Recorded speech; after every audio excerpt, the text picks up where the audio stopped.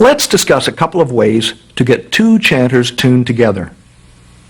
Both methods require one piper to tune his or her pipes correctly first. That person tunes their drones and chanter just as we've discussed in this video.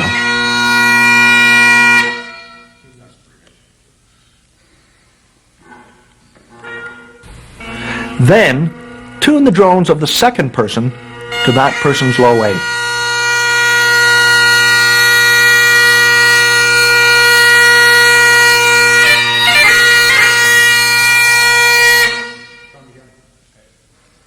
Now, try both pipes together.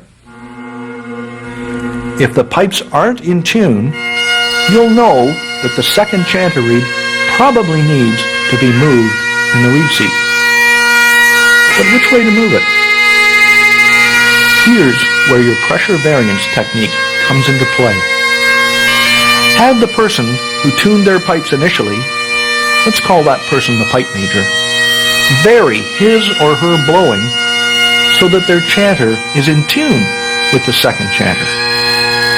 This will tell you if the second chanter is sharp or flat. For example, if you play low A and the pipe major has to blow harder, that is, sharper, to get the two low A's in tune, you know the second person's low A is sharp. That person's reed may need to be lifted a slight bit in the reed seat to flatten the pitch of the chanter. However, don't just listen to one note before you move the reed. Listen to the whole scale. If the pipe major has to blow harder on most notes to get the chanters in tune, then you know for sure the second chanter is sharp and needs to be flattened. Once you get both chanters close, do the same thing to address individual notes. Only now you'll add or move tape for these final adjustments. You can do this with or without drones going.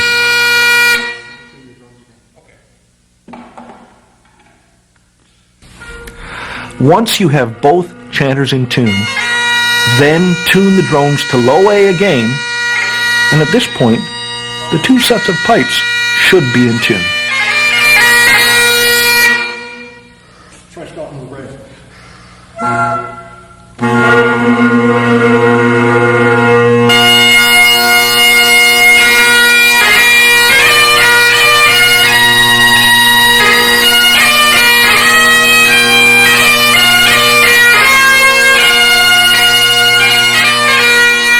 The second, and perhaps easiest and most effective way to tune two or more chanters together involves using a tuning meter. As before, the pipe major tunes his or her own bagpipe first. Now, use the tuning meter to take a reading off the drones. Watch exactly where the needle rests.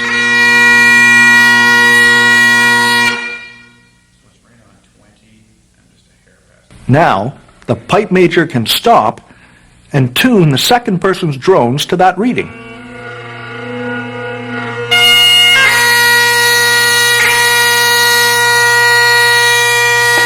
Have that person play a scale or a simple tune to make sure they are blowing the pipes as they will when they're performing.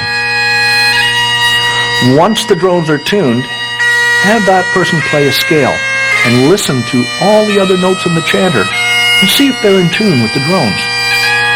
If not, have the player do pressure variance to see if the note or even the whole chanter is sharp or flat. If they blow harder and the chanter comes into tune with the drones, the chanter is flat. If they blow softer and it comes into tune, the chanter is sharp. These methods work not only for two players, but for whole bands. Remember the procedure. Set up one bagpipe as the standard. Take a reading off the drones with the tuning meter. Tune the other drones to that reading. Test the second chanter to the drones using pressure variance and adjust it appropriately.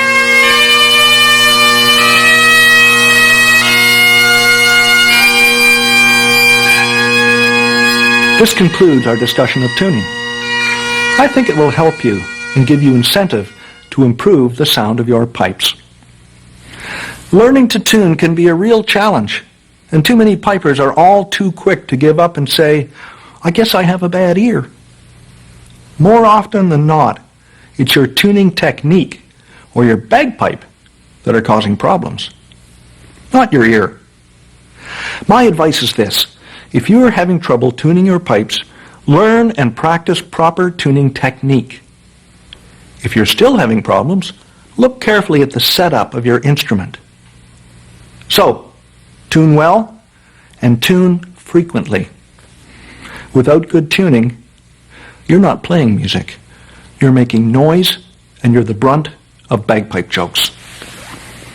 Let's not be joke fodder. Let's be musicians.